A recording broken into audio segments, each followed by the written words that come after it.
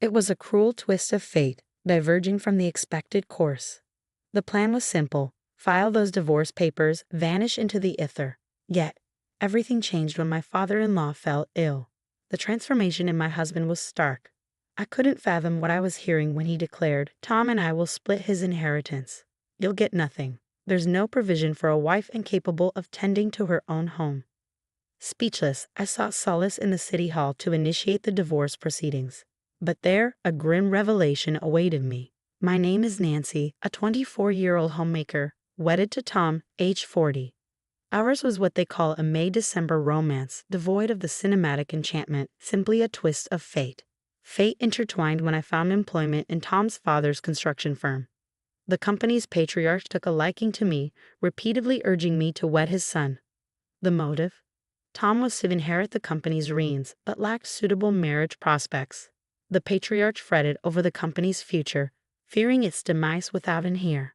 Having known my father through professional circles, Tom's father personally sought my hand in marriage. With a lineage steeped in construction, my family's business intertwined with theirs for generations. My father, recalling the aid Tom's father extended in his youth, couldn't dismiss the proposal outright. However, respecting the age gap, my father insisted on a courtship period. He wanted Tom and me to forge a connection before committing to matrimony. Tom, aware of the marriage's significance to his ascension, acceded to my father's terms. Thus, Tom and I embarked on countless dates, dinners, movies, and shopping excursions. Over time, our bond strengthened, convincing us that marriage was the natural next step. We were soon engaged. Yet, just as we embraced our impending union, Tom's father's health deteriorated, relegating him to the confines of the hospital. With Tom occupied by work and my mother unable to drive, the burden of caregiving fell squarely on my shoulders. As his fiancé, I found myself thrust into the role of caregiver for my ailing father-in-law in the hospital. My future mother-in-law wasted no time in reminding me of my impending duties as the family's caretaker, admonishing me for what she deemed subpar housekeeping skills, a glaring shortcoming for someone set to marry into the family. "Nancy, hurry. The morning visiting hours are ending. Take him," she barked, her tongue dripping with expectation. Despite feeling more like a servant than a prospective daughter-in-law, I obliged, plastering on a strained smile as I muttered assurances and rushed to start the car. Days blurred into one another as I tended to my father-in-law's needs.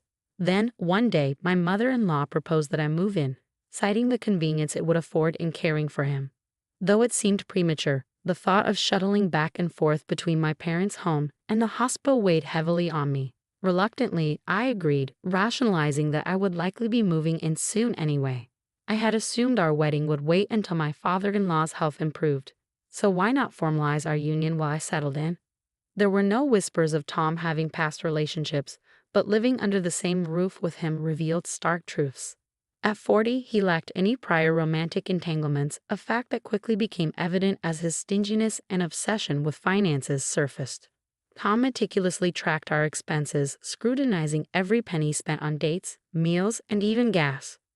Meanwhile, my mother-in-law's penchant for belittling me, her sharp sarcasm ever present, made the home environment oppressive. Yet, Tom's generosity knew no bounds when it came to his mother, turning a blind eye to her extravagant spending on travel and luxury items. I couldn't help but wonder if Tom's unwavering devotion to his mother bordered on obsession, a realization that left me questioning the haste with which I'd agreed to marry into this complicated dynamic. I reasoned that moving in before tying the knot would allow me to better understand their quirks and household dynamics. Yet, contemplating my father's unconditional love for me alongside my father-in-law's situation left me at a loss for words. That particular day, I prepared to take my ailing father-in-law to the hospital, his condition worsening since the previous day. Amidst my preparations, my mother-in-law's treatment of me as a mere housekeeper grated on my nerves. "Nancy, have you made breakfast yet? The way you cleaned yesterday was unacceptable. Can you hurry up and just do it?" she demanded, her eyes glued to the television while Tom sat idly beside her. "I'm sorry, I don't have time. I have to take your husband to the hospital," I replied, attempting to maintain composure despite my rising frustration. "Well then, shouldn't you have gotten up earlier? I have to go out as well. Make us breakfast before you leave," she retorted. oblivious to the strain her words placed on me. I couldn't help but wonder why they couldn't handle some tasks themselves, their indifference toward their own husband and father baffling me. "Father-in-law, please wait a moment. I'll be finished in a minute," I murmured, rushing to prepare breakfast and serve it to Tom and my mother-in-law. Only after attending to their needs did I turn my attention to my father-in-law, helping him to his feet. "I'm sorry for making you work so much. I have to apologize to your father too," he said, moments before collapsing. "Are you okay?" I asked, fear gripping my heart as I rushed to his side, the weight of responsibility heavy on my shoulders. I was appalled to see my mother-in-law and husband carry on with breakfast as if nothing had occurred. My mind went blank, overwhelmed by the situation, until the wailing sirens of the ambulance snapped me back to reality. As the ambulance arrived a few minutes later, my husband hurriedly declared, "Sorry, Nancy, I have to leave. You handle the rest. I've got work to attend to, so please lock up." With that, they departed, leaving me alone with my stricken father-in-law. Upon our arrival at the hospital, he had regained consciousness and was promptly admitted. By the time the hospital procedures and explanations from the doctors concluded, darkness had descended outside. "I want to leave you something, Nancy, as a token of my apology for subjecting you to my ungrateful son and wife," my father-in-law murmured weakly as we sat together on his hospital bed. "I've been too preoccupied with work to truly understand what's been happening at home," he confessed, expressing regret for pushing me to marry Tom. Before long, Tom and my mother-in-law entered the room, their concern palpable as they inquired about my father-in-law's condition. Viewing them as family, I reassured them, "He'll be fine. He just needs some rest, and he'll be out of the hospital soon." I recounted the doctor's prognosis to them, though it seemed that Tom's disapproval and my mother-in-law's disappointment were palpable, even if only in my perception. Days later, as I prepared to visit my father-in-law, both Tom and my mother-in-law handed me a document with green ruled lines, a divorce decree. "It's what you've been wanting all along, isn't it? To marry someone so much older than you. But your plan didn't work out," Tom sneered, revealing that he had overheard the conversation at the hospital. "My father intended to leave you a portion of his inheritance, but we won't give you a cent. Just go file for divorce and be done with it." He spat venomously, his words laced with profanity. I was dumbfounded. His sudden outburst caught me off guard. "What?" I stammered, struggling to comprehend the betrayal unfolding before me. Unfazed by my disbelief, Tom persisted, "Just go to the government office. We'll divide my father's inheritance equally. There's no one else to share it with, and there's certainly no money for a wife who can't even manage her own household." The words I heard were appalling. Despite my father-in-law's imminent discharge from a hospital, their conversation hinted at an expectation of his demise, sending shivers down my spine. "How can you be so heartless? He's your family. He'll recover when he comes home," I protested, trying to dispel the ominous aura. And their insinuation that I coveted their inheritance stung deeply. "Don't mock me with such accusations. Inheritance is the last thing on my mind," I retorted, seething with indignation. "This marriage was never my desire to begin with." With determination, I rushed to the municipal office after completing the divorce papers. I needed to sever ties with these people, to extricate them from my life at once. But upon submission, the receptionist's perplexed expression hinted at an unexpected snag. My name didn't match their records. Confusion mounted until I provided my maiden name, which aligned perfectly. The realization hit me like a ton of bricks. We had never been legally married. As I saw answers from my mother-in-law, her nonchalant response was infuriating. "Oh, I completely forgot. I've had it all this time," she casually admitted, her lack of accountability infuriating. I couldn't hold back. "You deliberately withheld it, treating me like a servant. But now you jest as if it's a trivial matter." I lashed out, the frustration boiling over. Her laughter on the other end of the line only fueled my ire. It was clear she harbored no remorse. She needn't fret about her share of the inheritance, she chuckled, her words dripping with disdain. The sound of Tom's boisterous laughter grated on my nerves, fueling a simmering rage within me. I refused to let them get away with their deception. Calling my father, I implored him to accompany me to the government office. With a quick explanation, I hung up and watched as my father rushed in, his surprise evident. In front of my father, I demanded an explanation from the person who had assisted me moments ago. Armed with a certificate of residence, I uncovered the truth. Not only had my name been omitted, but my address remained unchanged. I had been deceived into believing that because I had registered my marriage, my address had not altered during my time in that house. Yet, I was burdened with the label of Tom's wife and forced to endure relentless toil. Faced with the inheritance issue, I was abruptly told to leave. The injustice of it all left me reeling, and even my typically mild-mannered father was incensed. Together, we hurried to the hospital where my father-in-law lay.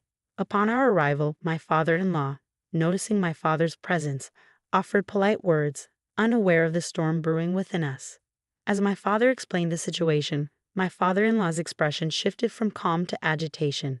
We convened in his hospital room, deliberating on the repercussions for Tom and my mother-in-law, who hadn't visited him since his hospitalization. In a surprising turn, Tom's father proposed a solution to my father, recognizing that Tom was unfit to assume the mantle of family heir. He sought to entrust my father with the responsibility of safeguarding his business. Thankfully, the profitability of Tom's father's enterprise meant that a merger with my father's business would entail no loss. As long as the company endured in some form, Tom's father deemed it an acceptable outcome. Given Tom's character, customers and employees would likely depart if he assumed control, spelling doom for the company. In light of this, the choice was clear. Tom was not fit to lead. I made a decision, one that I believed was essential for our family's future. It was the most effective means to safeguard the company from falling into the hands of our less scrupulous relatives. Tom's father erupted into laughter, announcing his intention to divorce. She's so fixated on money that she spends her days indulging in luxury, neglecting her husband.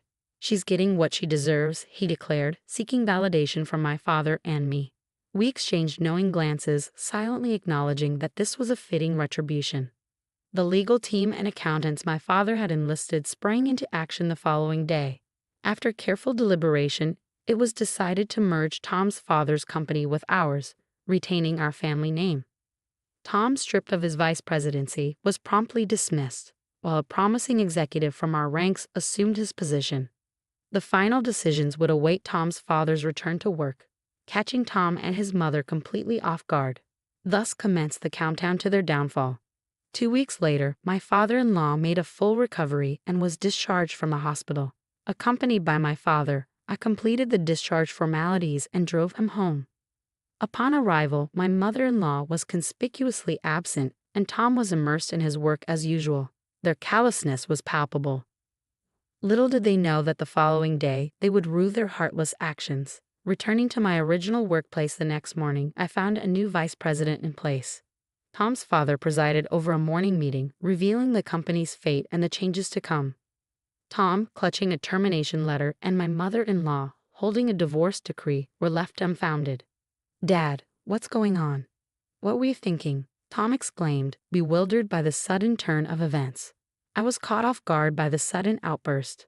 "I didn't hear about this. How could this be happening so suddenly? What were you thinking?" I exclaimed, bewildered by the turn of events. The entire conference room fell silent, shocked to see Tom and his mother-in-law ranting in front of everyone.